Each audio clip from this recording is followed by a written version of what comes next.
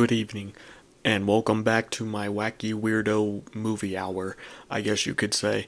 I know it's been a hot minute since my last video, but, you know, all in good time. If you're genuinely curious, I can give a quick update, but now that school's out, I think it's time that I get back into the grind of at least making movie reviews. Now, this one's going to be a bit different. I'm just going to be talking about the top 5 worst movies of a couple years ago before I jump into any, well, new movies. And don't worry, I did see plenty of them. So I have 3 new reviews I am going to get out eventually, and even some upcoming films. Like on Wednesday, I'm going to see the new Planet of the Apes film. I will get a review out, but just bear with me. It's going to take a little bit, but all in due time. So, with all that out of the way, let's talk about the worst movies of 2022.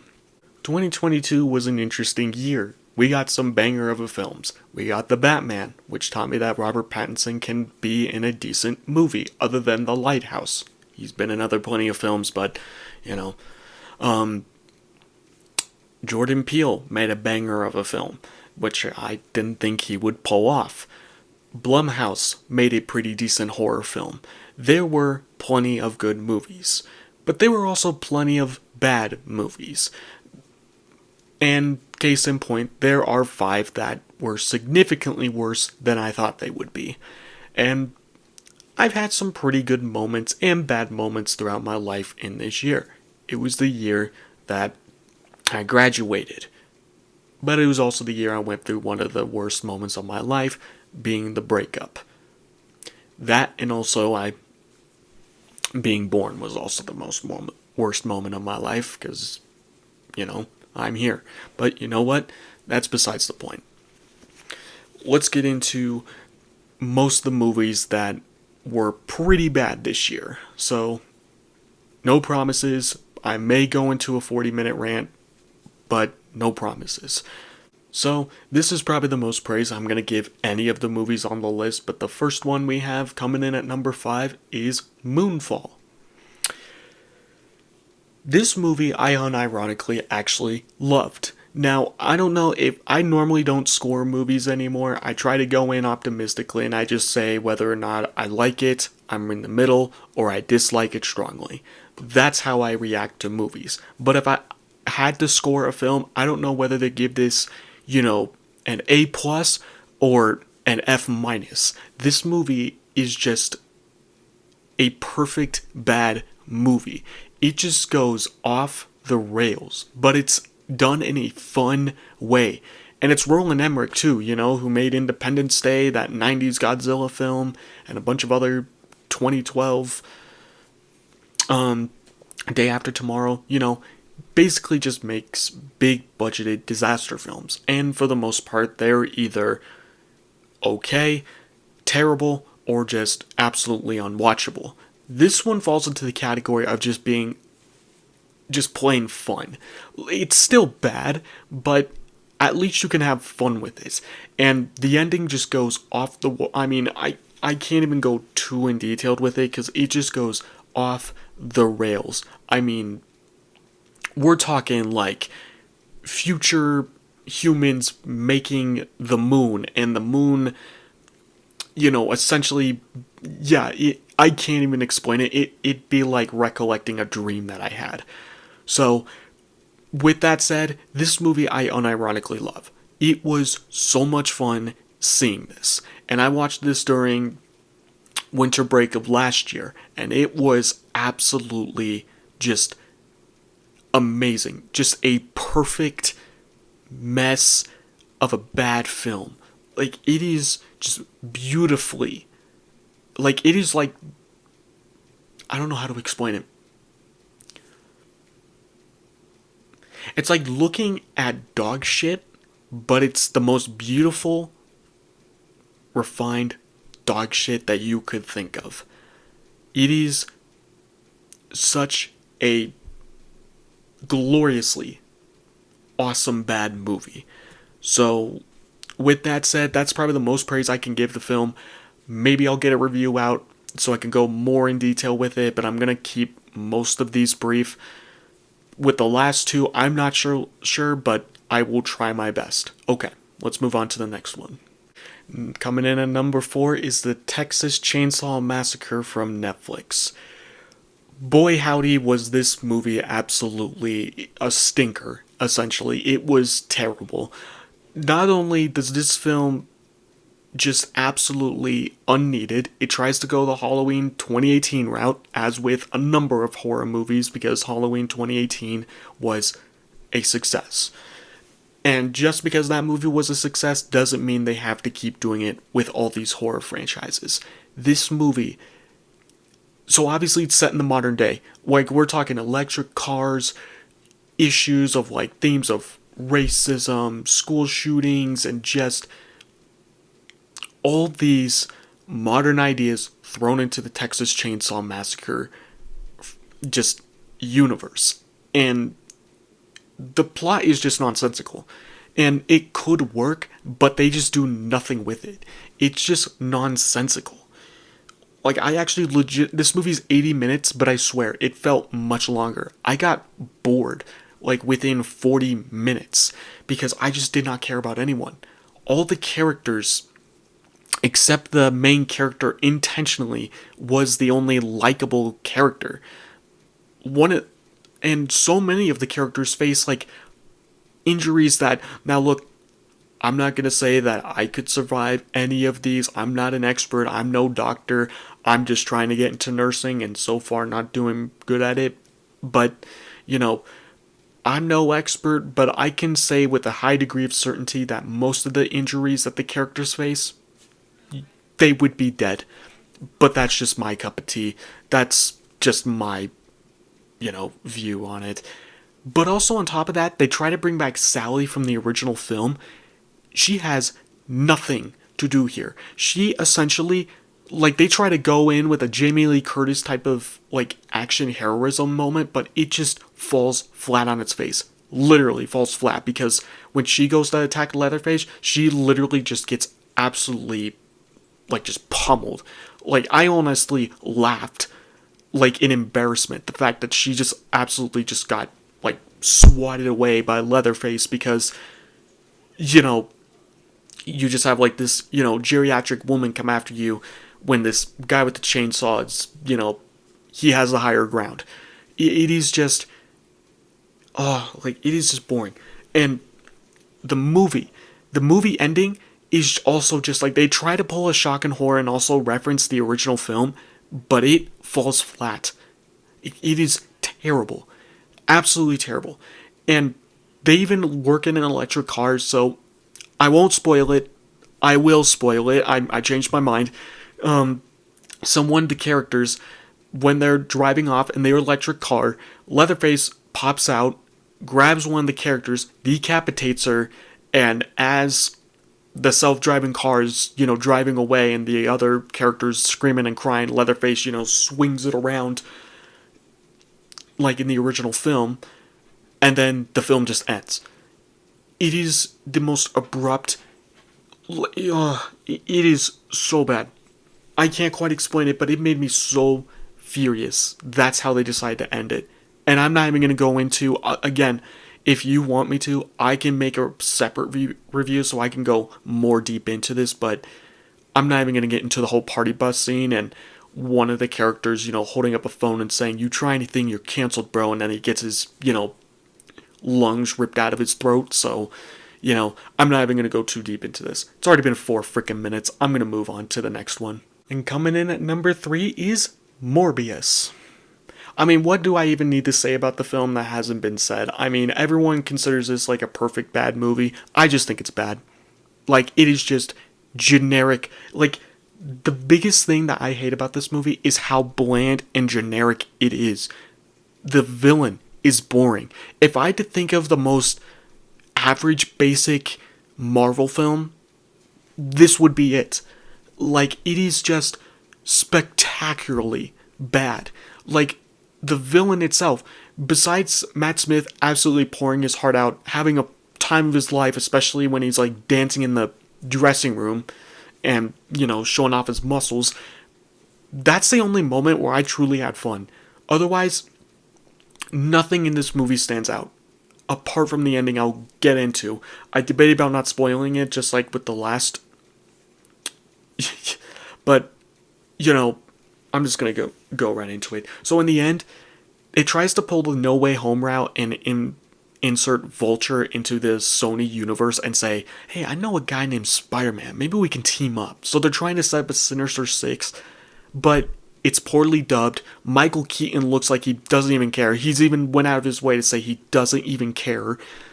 And I quite honestly don't blame him. And it's just, you could have, just like with the Venom film, that's a whole nother discussion another time. Just like with the Venom film, they could have went a darker route with this, but instead, they made it into the most tame, bloodless, generic superhero film that's reminiscent of better superhero films. And it's just boring. It is, I swear, it's either a 2-hour film or a 90-minute film.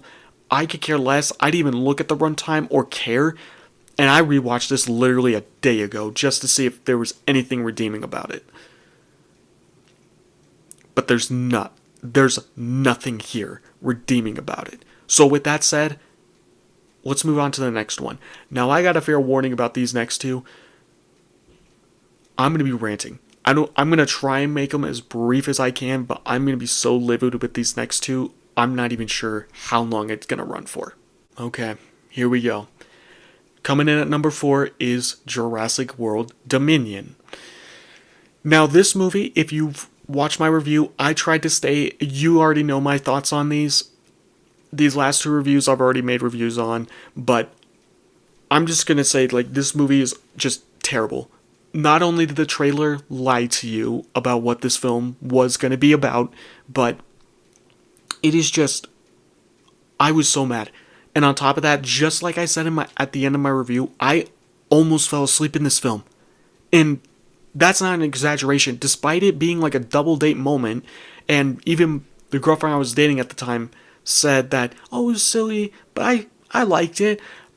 I was like in denial by the time this film ends because I was just in so much shock that this is how they decided to end it. Instead of focusing on dinosaurs, the main characters, they focus on locusts. And I tried to give the movie the benefit of the doubt that, maybe I was being too harsh when I first watched it. No. It is, like, the biggest compliment I can give it is, like, it's science fiction-y in a different film, not a Jurassic Park film, and definitely not a Jurassic World film where they implied, like, oh yeah, we're gonna have dinosaurs running around. You literally have a golden goose of an idea. 5-year-old me playing with my dinosaurs, I would have figured out a much better plot. You literally took my biggest childhood dream and shat on it in favor of locusts. And on top of that, this movie has no idea what it wants to be. It wants to be a Jurassic Park movie. At one point they go to Malta, and I swear, it's like a scene straight out of like a Jason Bourne film or James Bond film. I had no idea what I was watching. And sometimes it wants to be a weird drama film, and other times it wants to be a weird science fiction film. It is just baffling, the decisions they make with this. Next to, when I got the Blu-ray disc of it, don't ask me why, I didn't think about doing it, but when I was going through the breakup, I wasn't thinking clearly, and I thought, you know what, screw it, I'm going to buy the film. Because I was that angry during my breakup. I was going through so much pain that a film that I never wanted to watch again, I end up just buying. So, there's that. But the biggest insult is in the extended cut. They include a 5-minute sequence, and they posted it on YouTube before the movie even released, of 65 million years ago, the dinosaurs roaming around, and then cutting to the modern day, showing Rexy, T-Rex, I'm just going to call him Rexy because obviously that's what everyone calls him. If not, just let me know. Just wreaking havoc at a drive-in movie theater. And it was fun. It was awesome. It is just 5 minutes. And that is the best part of the film, and it wasn't even in the theatrical edition. If you look on YouTube and find that clip, you'll see my comment, and I meant when I said we missed out. We're never going to see something as cool as this on the big screen because Jurassic World Dominion just absolutely fell flat on its freaking face. And there's no solution. Like, the whole movie is about, in the last one, it's all about, the dinosaurs obviously going out in the real world, and you're probably thinking, how are they going to, stop this from being an extinction level event? And the whole movie being about, like, people trying to coexist with dinosaurs. All gone. In fact, there's not even a solution to the problem. It just ends basically going like, yeah, we're just gonna have to live with them now that the locust epidemic is gone. I still cannot believe the freaking locust exists. My God. But that's basically it. And then the film just ends. It doesn't even feel like an ending. It's like the Rise of Skywalker. And funny enough, the director of this directed the first Jurassic World, which I loved. And it is like the, Force Awakens. It's just Jurassic Park. It's like the Force Awakens of Star Wars. Of Jurassic Park, excuse me. Where it's just, Jurassic Park, but modernized. And then Fallen Kingdom, the last one, is just The Last Jedi, where they just decide, we're going to do some things different. And then, with a different director and everything. And then this movie, just like The Rise of Skywalker, they try to bring it all together, but it just feels like, it doesn't even feel like it connects to the last one. Like, it doesn't. It is baffling, the decisions they made in this film. Just terrible. But this next one is even worse. And just who is our lucky winner of the worst film of the year at the worst time of my life? And it released at the worst time of my life? Well, that honor goes to, it was between two films, Halloween Kills or Pinocchio 2022. And guess what? Pinocchio 2022 won the freaking award of the worst film of the year. Of 2022, at least. This movie is an insult to the original film. I tried to give this film the benefit of the doubt. I really tried. But just like all their other live-action films from Disney, it is just as bad. In fact, so the biggest insult is the fact that Pinocchio in this film, he has a conscience. Jiminy Cricket serves no purpose in the story other than narration and, comedy, but most of his comedy falls flat. And, like I said, Pinocchio already has a conscience. He already has, an idea of right and wrong. Because when he goes to Pleasure Island, he already knows, like, like, he doesn't enjoy what he's doing. He doesn't like seeing it. He's just getting punished for doing things that kids do. Like, oh, God. So there's that. And on top of that, they replace the beer and smoking from the original film, an actual good lesson to teach kids where if you skip school, you drink beer, you smoke, you're going to turn yourself into a jackass. All gone. First mistake. Pinocchio actually ends up going to school but gets kicked out. And instead of, naively, like in the original film, naively just following, Honest John and Gideon, in this one, he has no other option. He gets kicked out of school for being a puppet. So I'm just like, yeah, go be an actor, kid. You deserve it. You got kicked out of school for being a puppet. Go do something better with your life. So he gets punished for that, essentially. But he also gets punished because he drinks root beer. That's what they replace it with. They replace root beer. Like, what do I even have to say to that? It's just awful. So he just gets punished for behaving like a normal kid and, God forbid, playing pool. I still don't know what that was about in the original film.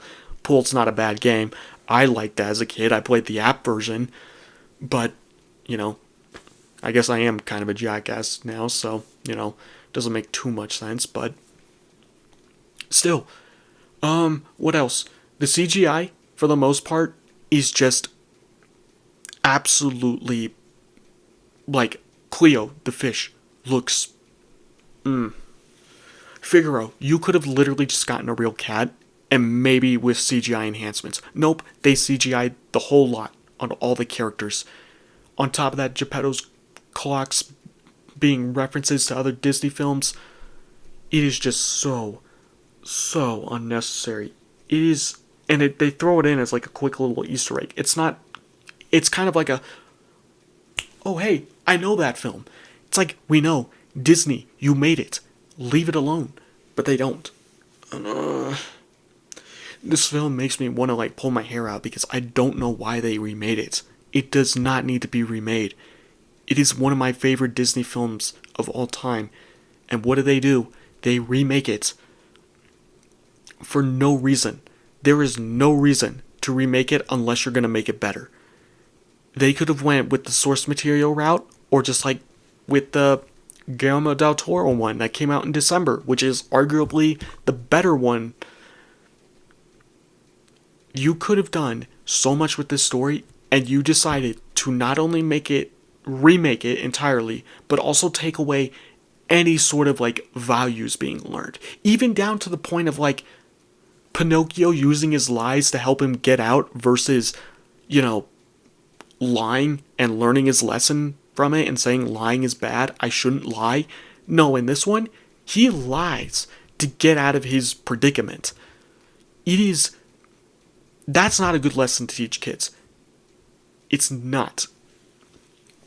And on top of that, the horseman who was actually like intimidating in this film, he's barely in this. In fact, when they try to shoehorn him, like he is literally just thrown in there. Like Pinocchio's running to his house and you're expecting like, a random cutaway to the bar with Honest John and Gideon, all gone, all cut. And that scene that was actually like frightening made the horseman actually like a legit monster in the original film. And this one, he just shows up out of nowhere, picks up Pinocchio and go like, you're coming to Pleasure Island, whether you like it or not. And he just gets peer pressured into it. And that is a good lesson to teach kids. But the way they handle it is so clumsy, and also like, why? The way they handle it is just, it's just not right. It's not. So, there you go. Those are the worst films of 2022. I wanted to keep this as brief as I can because it is, funny enough, my most popular review on this channel. So if you want to check it out, go ahead, check it out. But yeah, this film was so bad. It is absolutely terrible. I'll give it this. At least I can watch it, be pissed off, and not be bored with it. At least it's not boring. I just watch it, get mad, and that's it. Or if I have no other option, I will watch it just for, like, I'm just going to call it shits and giggles. Like, I know it's bad, I know what I'm expecting, I will rewatch it though. That is literally it. Oh yeah, the other thing is, the CGI at the end is horrendous. And also the ending, they pulled a book out of Tangled's ending and had Pinocchio shed a tear for Geppetto, reviving him. It is literally a scene straight out of Tangled. Another Disney film I actually like. And comes back alive. But then the movie just abruptly ends from that moment on. Because then they just do a cop-out where Jiminy Cricket's just like, did he turn into a real boy? Well, who knows? I don't care. You probably don't care. The movie sucks anyway. Here's the ending. And there's like a brief moment where you do see his legs turn human and his skin kind of turning human, but it is so uncanny because it's CGI abomination that it just looks like baby Pinocchio. It is just so bad. It is so bad. And I tried giving this movie the benefit of the doubt, but I just can't. It is terrible. So that's about it, guys. If you want a life update on why it's taking me a while, I will try my best to do that, but that's if you guys want to hear it. But if not, don't worry about it. I'll get some reviews up as soon as I can. But otherwise, that's about it. See ya.